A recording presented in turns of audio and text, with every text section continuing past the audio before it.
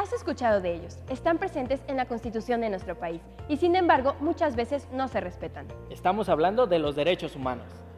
La Declaración Universal de Derechos Humanos fue proclamada por la Organización de las Naciones Unidas un 10 de diciembre de 1948. A continuación te explicaremos qué son, para qué se necesitan y por qué son importantes. Artículo 1.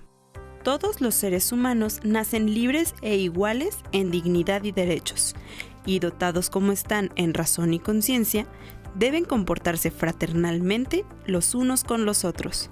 La Declaración Universal es un instrumento, que sirve para unificar la visión sobre los derechos más importantes de todos los que habitamos en este planeta. Declaración Universal de los Derechos Humanos es un instrumento legal dentro del derecho internacional que contiene las libertades fundamentales y los derechos humanos, en específico los derechos civiles, políticos, culturales, sociales y económicos, que tienen carácter universal.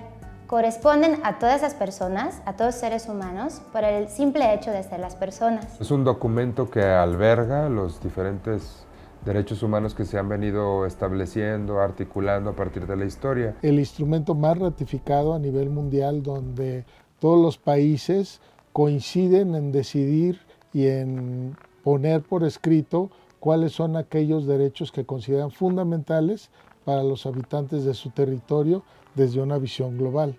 Los derechos dentro de la declaración no tienen el carácter vinculante, tienen más bien el valor moral. Sin embargo, los estados sí tienen ciertas responsabilidades y obligaciones de garantizar el respeto de los derechos humanos a nivel de sus estados. Desde sus orígenes, los derechos surgen para defender ciertas garantías que los hombres debemos de tener o de cumplir, y entonces a lo largo de la historia se han ido generando, se han ido construyendo, y la declaración es aquel documento que alberga los derechos más importantes o primigenios en el hombre o para el hombre.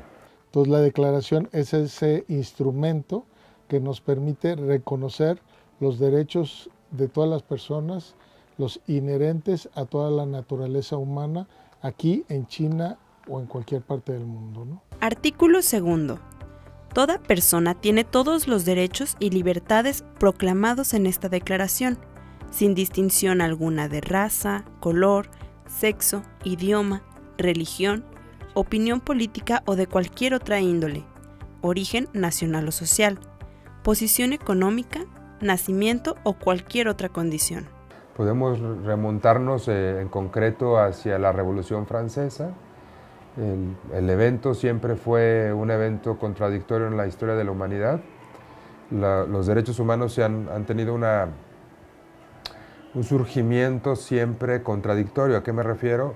A que después de una guerra, después de una masacre, después de una situación contradictoria hacia el hombre, surgen los derechos humanos. Los antecedentes de la Declaración de los Derechos Humanos, creo que el más importante es la Revolución Francesa y su producto, que es la Declaración del Hombre y del Ciudadano, del 1789.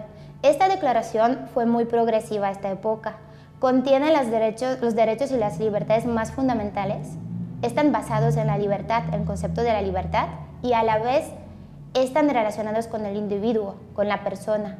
Los derechos humanos tienen que ver con esos derechos que en la Revolución Francesa y en la Revolución, en las luchas de Estados Unidos y demás, pues empiezan a darle cuerpo a una serie de valores que luego se convierten en derechos, y pues en la ONU, después de la Segunda Guerra Mundial, son aceptados y adoptados como esa visión mundial para defender, atender la paz, pero sobre todo para construir la dignidad del ser humano. Posteriormente, muchas de estas ideas que estaban reflejadas ya en la declaración estaban repetidas y promovidas en el continente americano. Por ejemplo, en los movimientos que estaban luchando por la independencia de los países. Los primeros derechos, ya en concreto escritos y proclamados como tal, surgen posterior a la guerra, a la Revolución Francesa, y el tema se da en los primeros derechos que tienen que ver con la vida, con las primeras situaciones en donde el hombre se ve privado de libertad, privado de garantías universales. El objetivo de esta declaración fue limitar las atribuciones del Estado y a la vez dar más participación por parte del pueblo en los asuntos del gobierno.